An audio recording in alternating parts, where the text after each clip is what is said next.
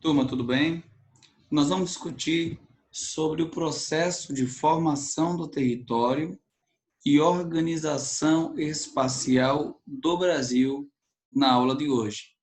Como que se deu esse desenvolvimento do território brasileiro, chamando a atenção para a organização do espaço das cidades, né? Como que o Brasil foi historicamente se organizando até chegar à organização atual. Então, passando rapidamente por esta questão do primeiro projeto político e territorial brasileiro, que foram as capitanias hereditárias, né? E elas foram responsáveis pelo surgimento das primeiras cidades dentro deste processo mais amplo de formação do território. Então, quando a gente pensa na ideia de formação do território, seja do Brasil ou de qualquer outro país, a gente está ao mesmo tempo pensando na categoria espaço, né, como que o espaço se organizou, como que o espaço se desenvolveu, e na categoria tempo, pensando o momento que cada coisa aconteceu, que cada organização, né, do espaço aconteceu. Então, do ponto de vista geográfico, espaço e tempo, eles são a mesma coisa na prática, né? No mundo prático, no cotidiano, na vida das pessoas, no desenvolvimento da economia, nos projetos das nações. Então, o tempo e o espaço se dá numa mesma plataforma. E a gente precisa entender como que o espaço ele foi se organizando, né, com o tempo, para a gente pensar nesse conceito de formação do território, porque o território de um país, né, ele se forma com o desenrolar da história, dos projetos, né, no tempo. Por isso que a gente vai pensar como que essa formação do território ela influenciou e foi também influenciada pela organização do espaço no Brasil. E o destaque principal é este: é de que no Brasil as primeiras cidades surgem dessa primeira proposta político-territorial, esse projeto, né, que foram as capitanias hereditárias. Então isso vai avançando e o território brasileiro vai modificando, né, tanto a política quanto a organização desse espaço. Então, em 1573, a gente já muda de projeto e agora a gente tem a formação de dois estados. Aí, em 1709, isso vai sendo modificado, chamando a atenção para o surgimento, né, de outras províncias que correspondem aos nossos estados, às unidades federativas, e São Paulo ali tendo maior parte do território, né, mas também tendo uma grande importância econômica, política no Brasil. Em 1789, o período que está acontecendo muitas revoluções, né, inclusive a Revolução Francesa, também ocorre no Brasil algumas manifestações, como a gente já sabe, já discutimos isso aqui, a questão da Inconfidência Mineira, né, influenciado pelas ideias, né, do Iluminismo. E aí o Brasil tem algumas regiões, algumas áreas, né, ampliando sua participação, sua importância política e econômica e tentando efetivar a independência, né, ou, digamos assim, aumentar a autonomia em relação a Portugal, que era, né, quem explorava o Brasil durante toda essa época aí da colonização. Então, isso vai modificando um pouco. Em 1823, surgem, de fato, as províncias, né, os estados, parcelas do território, chamando atenção para o surgimento do Rio Grande do Norte, Pernambuco, Piauí, Alagoas, o Ceará, né? Então, Paraíba, a gente já vai vendo, então, a fragmentação maior do território. Isso se dá após a proclamação da independência. Em 1889, com o início da República, a gente já tem uma fragmentação maior, né? em 1943, está muito mais detalhado, está bem mais parecido com o que nós somos hoje, só que alguns estados, né, por exemplo, Ponta Porá, Iguaçu, Guaporé vai mudar de nome, né, Rio Branco também, e aí a gente chega à nossa configuração atual, que se consolida a partir de 1990. Mas é importante destacar também, gente, que atualmente, né, há uma discussão, há um debate sobre a possibilidade de criação de novos estados. Como vocês podem ver aí neste slide, no mapa que eu trago. Por exemplo, o Território Federal do Rio Negro, o Território Federal de Solimões e tantos outros. Tapajós, Carajás. Por quê?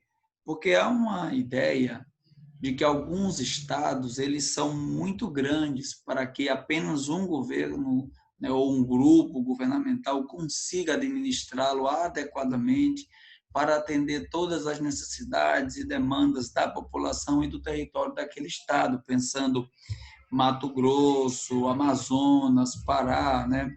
Até Minas Gerais também, Goiás, são estados muito grandes.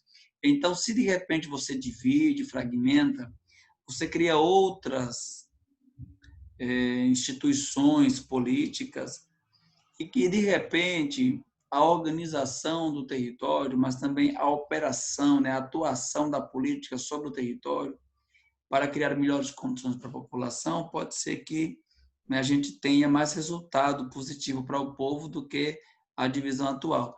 Esta é a premissa que parte estes projetos, essas propostas de criação dos novos estados. Dentre outros debates, né, esse é um dos principais. E as primeiras cidades, as cidades coloniais, a gente já discutiu um pouco sobre isso, como que as atividades econômicas vão desenvolver, e especificadamente nós vamos, na aula de hoje, tratar das cidades do ouro nos sertões do Brasil. Eu falava assim que nós destacamos a importância das atividades econômicas para o surgimento das cidades e a organização do espaço brasileiro. Então, a primeira ideia que a gente deve discutir, né, como já vimos em tantos outros momentos, o território de um país, né, ou a organização espacial, a gente pode chamar assim também, de um determinado lugar, se dá sempre atrelada, né, às atividades econômicas. Então, a gente nunca pode pensar o desenvolvimento do território, a organização espacial, sem pensar na economia, porque quase sempre o conjunto das atividades econômicas condicionam, né, vários processos, dentre eles o surgimento das cidades. E aí aqui a gente tem as cidades do ouro nos sertões do Brasil. Por quê? Porque em determinadas áreas do nosso país, no decorrer do processo de colonização, encontraram ouro. E essa descoberta, né, que se dá sobretudo ali entre o século XVII e o século XVIII, as minas de ouro e de diamante, né, sobretudo, lá na região onde hoje é Minas Gerais, ali, né, o norte, ali um pouco de São Paulo. Então, isso, quando descobriram o ouro no Brasil, modificou totalmente a forma de organização e de exploração do território, porque os interesses da coroa portuguesa, os interesses da elite brasileira, os interesses de todos os projetos, né, da grande maioria dos projetos, agora voltaram-se para o ouro. E aí foi inclusive por conta disso que a capital do país foi mudada. E aí o Brasil deixou de ter a capital em Salvador e passou a estar em Rio de Janeiro. Embora o Rio de Janeiro não estivesse exatamente localizada na região de exploração do ouro, mas estava mais próximo, estava no litoral, estava mais próximo. E aí era mais fácil de Portugal administrar e organizar agora esta nova atividade econômica do Brasil, o ouro, que modificou totalmente a economia e a estrutura do território do país. Atrelado ao ouro, à medida que expedições ocorriam para entrar no território em busca de ouro, eles encontravam frutas, eles encontravam alguns materiais, né, naturais no meio da mata, no meio da floresta, e isso eles passavam a comercializar, exportar para a Europa. E aí canela, encontravam essa questão do guaraná, açaí, algumas raízes, né? E aí eles passaram a chamar todos esses elementos de drogas do sertão. Drogas do sertão eram todos os produtos, pimenta que eles encontravam para, à medida que iam buscando ouro, e passaram também a exportar. Então, esse conjunto aí foi responsável, inclusive, por muitas expedições ali pelo norte do país. Por fim, é importante também a gente chamar a atenção para a questão de que o ouro e a exploração do diamante contribuíram muito para o crescimento de algumas cidades, o surgimento de outras, né? E, portanto, a expansão. E aí a população começou a ir para algumas regiões, a região de Minas Gerais, por conta disso. Também surgem feiras, à medida que ocorrem as expedições entrando aí, né, no território, em busca de ouro, também agora em busca das drogas do sertão para exportação, surgem as feiras, e junto com as feiras, a pecuária, a criação do gado, a comercialização da carne, né, a utilização de animais para o transporte. Então, vejam que a gente vai associando a exploração do ouro, né, com as drogas do sertão, e também a pecuária, agora o surgimento de feira, né, para comercialização. Por fim, gente, eu queria destacar a relação das cidades com a indústria, mas, sobretudo, as cidades do café. Porque depois que o ouro entra em uma espécie de declínio, de crise, então uma outra atividade, como a cana também está em declínio, uma outra atividade que surge é a produção do café. E aí o café se expande e, por conta do café, chegam as ferrovias, porque os produtores começam a sentir necessidade de transporte para o escoamento da produção, e sobretudo na região sudeste. E aí chegam as ferrovias, chega o trem para dar suporte, né, à mobilidade da produção, e então, quando o café se expande, surgem algumas cidades em torno dessas lavouras, por influência do café. E aí a urbanização vai se incrementando por conta disso. Quando o café entra em crise, então está surgindo no Brasil a possibilidade de incremento das primeiras indústrias. E aí, onde é que vai ser o foco das indústrias no Brasil? Onde estava localizado o café, porque os produtores conseguiram juntar, né, um montante de capital vindo do café e, portanto, eles investiram na indústria. Foi exatamente por isso que São Paulo, Rio de Janeiro, Espírito Santo, ali Minas Gerais, né, o Paraná, concentraram a maior quantidade de indústria, porque eles produziam café.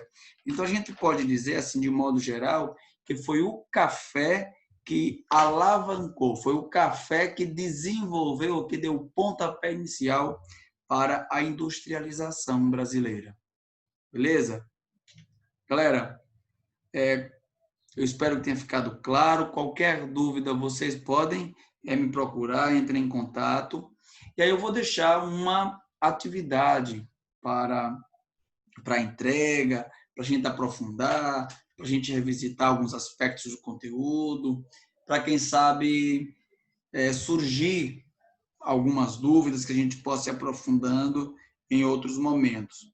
A gente vai estar desenvolvendo o exercício atividades, lá da página 28 e 29, ok?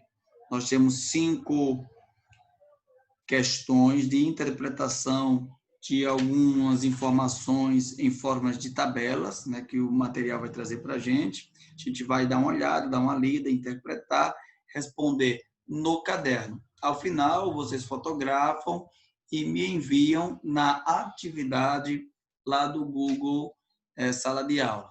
Beleza? Qualquer dúvida, já falei isso, entre em contato, a gente está à disposição. Grande abraço, gente. Tchau, tchau.